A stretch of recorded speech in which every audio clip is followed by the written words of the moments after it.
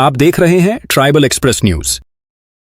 नमस्कार, जय जोहार। आप देख रहे हैं ट्राइबल एक्सप्रेस न्यूज और मैं आपके साथ हरी सिंह किसान। परसवाड़ा तहसील के अंतर्गत एक मामला प्रकाश में आया है कि कैसे आदिवासियों की जमीनों को गैर आदिवासियों के द्वारा बहला फुसलाकर क्रय विक्रय किया जा रहा है।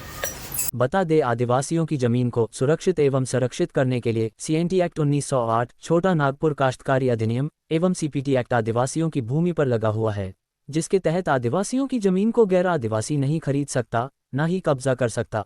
परंतु आदिवासियों की जमीन को कब्जा करने के लिए गैर आदिवासियों के द्वारा कई तरह के हथकंडे अपनाया जा रहा है। ऐसे ही मामला बालाघाट जिले के परसवाड़ा तहसील के अंतर्गत ग्राम पंचायत मजगांव का है। यहाँ एक गैर आदिवासी नर्मदा प्रसाद तिवारी के द्वारा ग्राम सांडा की विवाहित महिला मतुला बाई को बहला फुसलाकर अवैध तरीके से रखेल के रूप में रखकर उसका आर्थिक, शारीरिक, राजनीतिक शोषण किया, यहाँ तक कि उसे सरपंच भी बनाया और समग्र पोर्टल पर में मुखिया पांचों बाई के परिवार ID में छल कपट पूर्वक गैर आदिवासी होने के बावजूद पांचों बाई के परिवार ID में अपना नाम नर्मदा प्रसाद तिवारी एवं दूसरी पत्नी साधना तिवारी का नाम जुड़वाया, यहाँ तक कि दूसरी पत्नी से उत्पन्न पुत्र गुनगुन तिवारी का भी नाम जुड़वाया गया। मातुला बाई के मृत्यु के पश्चात उसके नाम की जमीन 37 एकड़ जो की बहन सातुल बाई के नाम करवाकर उसे बहला फुसलाकर नर्मदा प्रसाद तिवारी के द्वारा क्रय विक्रय किया जा रहा है, जिसको लेकर आदिवासी महापंचायत का बैठक आयोजित कर इस प्रकार से आदिवासी जमीन की हेराफेरी को लेकर निर्णय लिया गया कि उक्त भूमि को महापंचायत की अनुमति के बगैर जमीन का क्रय विक्रय नहीं किया जाए। ट्राइबल एक्सप्रेस न्यूज के लिए संवाददाता PK ताराम की रिपोर्ट। आज यहाँ पे किस विषय को लेकर के बैठक आयोजित की गई थी? आज जो बैठक हुई थी यहाँ पर, तो एक ज़मीनी विवाद को लेकर के यहाँ पर बैठक रखी गई थी। मामला इस तरह से है कि ये जो आवेदक गण जो हैं वो तिलगाम परिवार से हैं। क्योंकि यहाँ की जो 37 एकड़ की ज़मीन का जो मामला है वो तिलगाम परिवार की जो एक बेटी मसराम परिवार में बिहाई थी और वो निसंतान रही। उनकी बहनें भी, उनकी माँ भी, मतलब उनकी बहन भी थी, वो भी निसंतान रही और वो गुजर गई।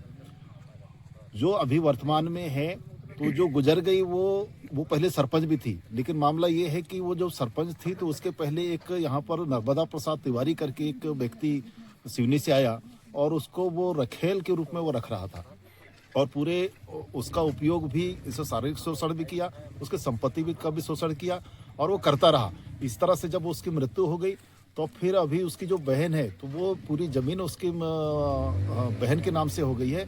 उस ज़मीन को भी उसने बेचने के लिए निकाल दिया और उसमें से 20 एकड़ बेच दिया गया, ऐसे जानकारी लगी है। आवेदकों ने बताया कि 20 एकड़ जो बिक्री की गई है और वो जो जिसके नाम पर ज़मीन है और वो एक जंगलू सिंह नाम का, एक मसराम नाम का एक जो है जिसके पास में वो माताराम रह रही है, उसको ये पता नहीं है कि मतलब कितने में बिकी ज़मीन।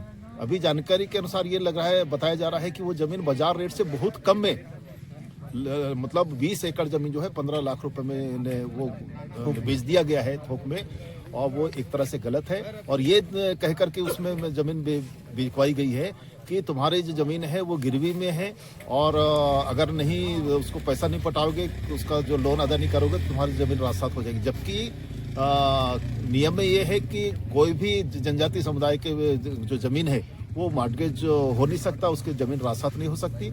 ये है कि उसे किसी तरह से वसूलने की जो प्रक्रिया होगी उसके रिश्तेदारों से तो वसूलने की नोटिस होता है, ग्राम पंचायत में ग्राम सभाओं से उसके परामर्श लिया जाता है, उसके बाद भी कलेक्टर साहब उसके लिए अनुमति करते हैं।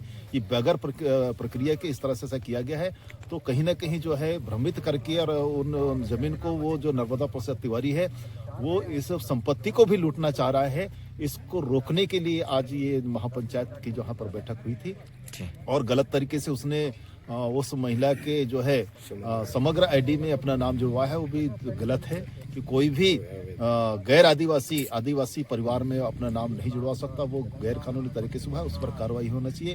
ये सब इसमें चर्चा करके एक मांग की जा रही है, पोस्टिंग में लिखा गया है। और वो जो ज़मीन जो बिकी है, जो कम रेट में बिकी है और जो उसको वारिस को भी जो पालन पोषण कर रहा है उसको भी नहीं पता है कि कितने में बिकी है, कितना राशि बैंक में जमा की गई, उसके पास में रसीद नहीं है ना, उसकी कोई जानकारी नहीं है। एक गलत तरीके से बिकी गई ज़मीन को वापस होना चाहिए। इसकी कार्यवाही के लिए आज यहाँ पर निर्णय लिया गया। आपका पूरा परिचय बताएं। मैं मनसाराम मडावी और मैं आदिवासी विकास परिषद का तहसील अध्यक्ष हूँ और आज मेरी अध्यक्षता में यहाँ पर बैठक संपन्न हुई। जी, धन्यवाद।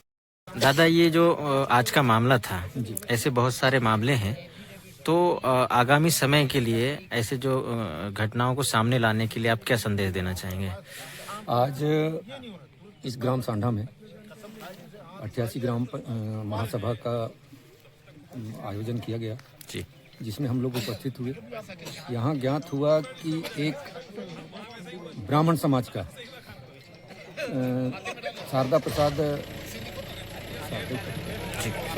नर्मदा प्रसाद तिवारी जो हैं, एक हमारे आदिवासी महिला के साथ में अवैध संबंध बना करके उसे एक रखेल के रूप में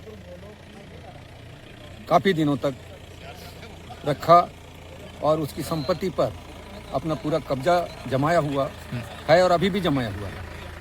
और उसी के दौरान हमारे उस महिला की संपत्ति को अवैध रूप से विक्रय भी किया जा रहा है। तो मैं चाहता हूं कि ऐसा कृत्य बिल्कुल ना हो।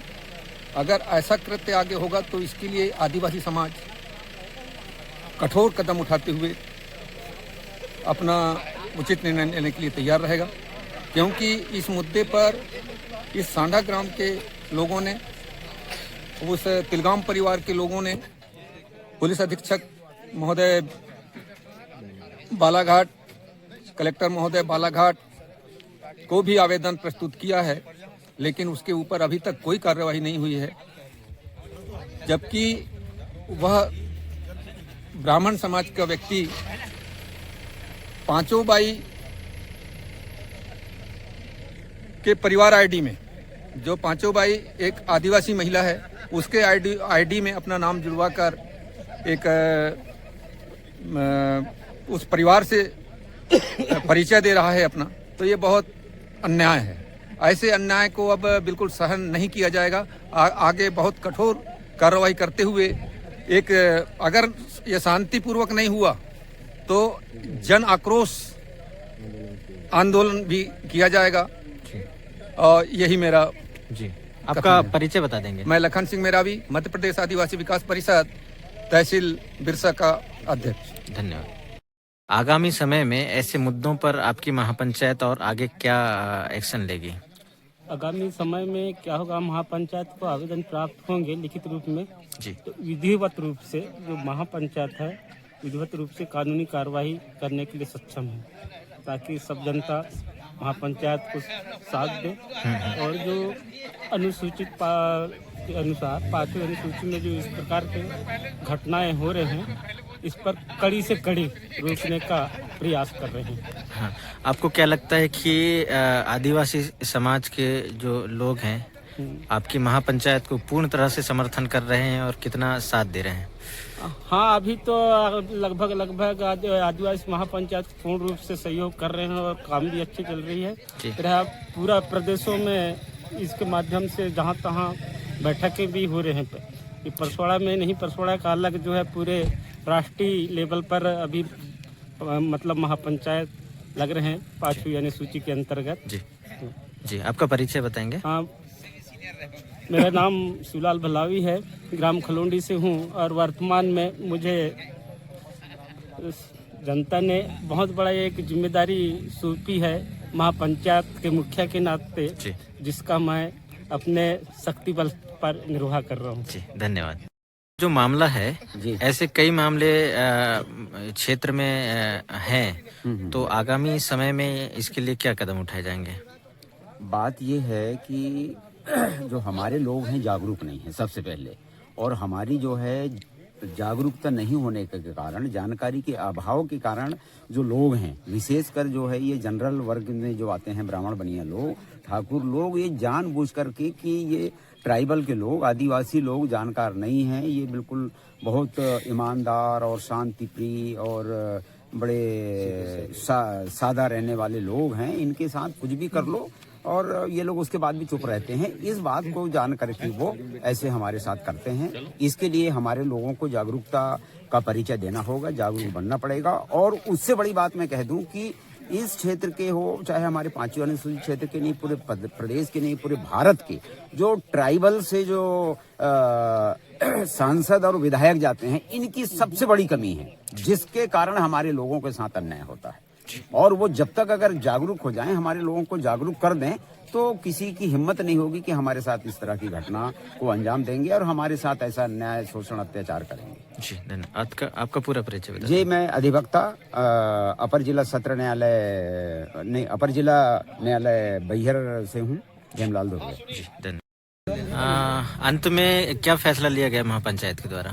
देखिए, अंत में यही फैसला लिया गया कि जो रजिस्ट्री जो अनाधिकृत रूप से हुई है, 20 एकड़ कुछ किस्म की जो हुई है, और ये गैर प्रांत से आने वाला एक व्यक्ति के नाम पे हुई है, तो उसको कहीं ना कहीं अनलीगल रूप से वो रजिस्ट्री हुई है, उसको ये मानते हुए उस रजिस्ट्री को खारिज कराने के लिए जो है यहाँ निर्णय लिया गया है।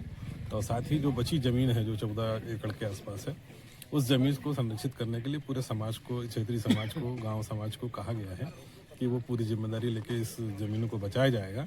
और एक प्रकार से कहा जाए तो ये आदिवासी समाज के लिए बहुत बड़ा संदेश है कि कोई गैर आदिवासी आकर पूरे आदिवासी गांव में आकर 30-40 साल से अपना यहाँ के जो मूल निवासी है, जो आदिवासी है, उनके बहन बेटी के साथ में संबंध बना के गैर कहना चाहिए एक अनुचित लाभ उन्होंने उठाया है।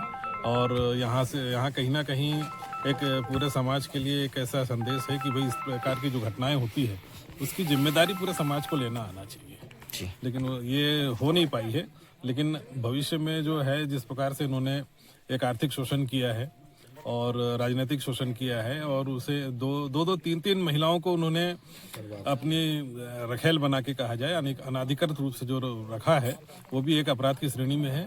और उनका पूरा उन्होंने राजनीतिक रूप से कहा जाए और आर्थिक रूप से कहा जाए और शारीरिक रूप से जो शोषण किया है, उसके खिलाफ में उनके ऊपर कार्रवाई होनी चाहिए, ऐसे समाज की मांग है। और उन्होंने एक अभी जो सुनने में आया है कि बहुत बड़ी संपत्ति जो है आदिवासी महिला के नाम पे परसवाड़ा में उन्होंने अर्जित की है, जिसका बेनामी संपत्ति का जो कानून है आदिवासियों के लिए है, उस कानून के तहत उस संपत्ति को समाज को दिया जाए और उसके साथ में उन्हें एक अपराध की श्रेणी में मानते हुए उन्हें सजा दी जाए। जी, आपका पूरा परिचय बताइए। मैं भुवन सिंह कोर्राम, गोंडवाना गोंड महासभा के मैं राष्ट्रीय कार्यवाहक अध्यक्ष।